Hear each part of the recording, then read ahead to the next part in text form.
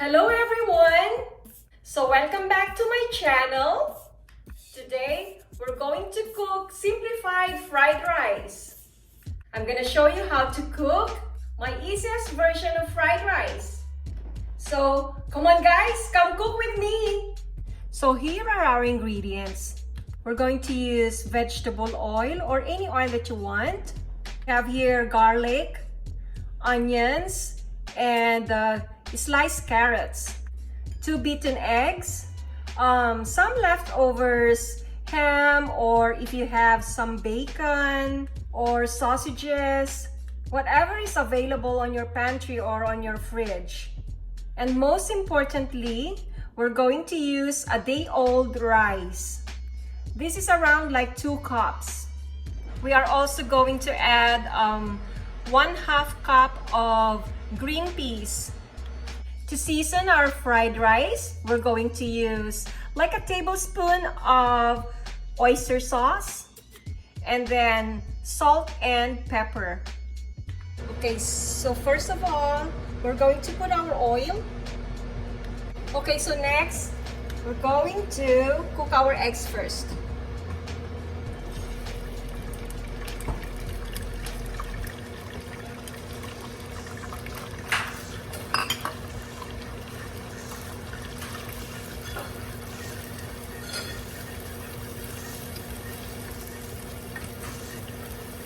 Until it's cooked.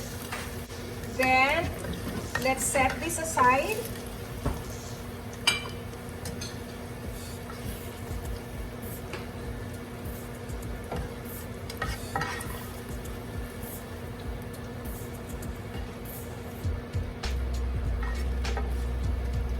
What I do is I cook my carrots first.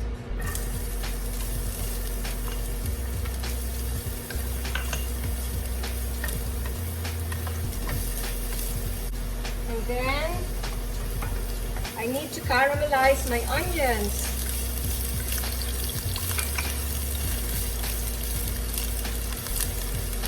I want my onions to have a hint of like, cooking brown a little bit, so that all the flavors will be infused to our fried rice.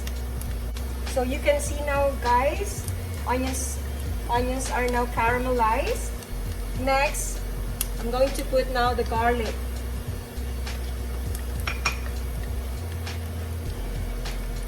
I'm going now to add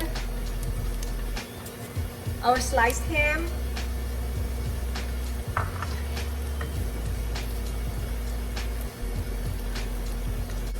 And while you're at it, I'm going now to add like 1 tablespoon of oyster sauce.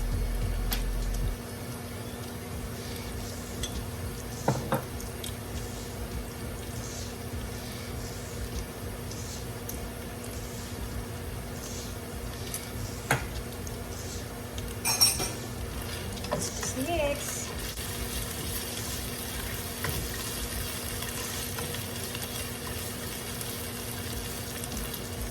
Okay, time to add our rice.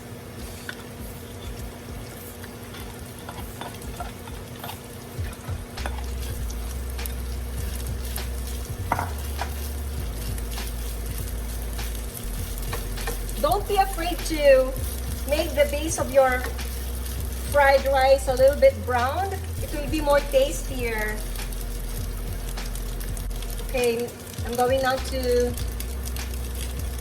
put our eggs, our scrambled eggs.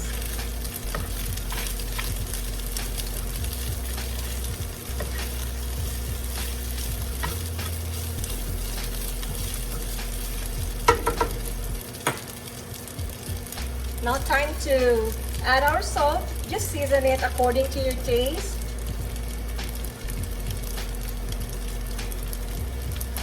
And a dash of ground black pepper.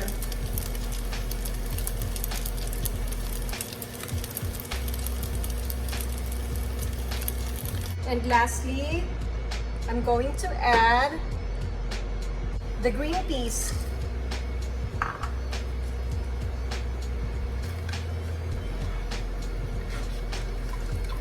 Looks yummy already. Like I told you earlier, I want the base of my fried rice a little bit brown at the base. It will be so much tastier and more delicious. If you will look closely, guys, the base is already brown. And I think this is ready. So guys, come on, let's eat.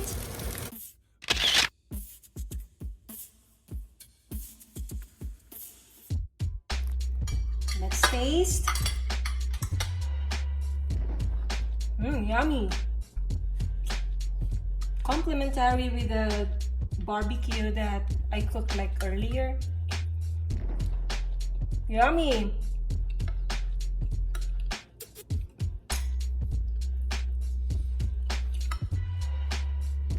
Okay guys, thank you for watching and hope to see you again. Bye.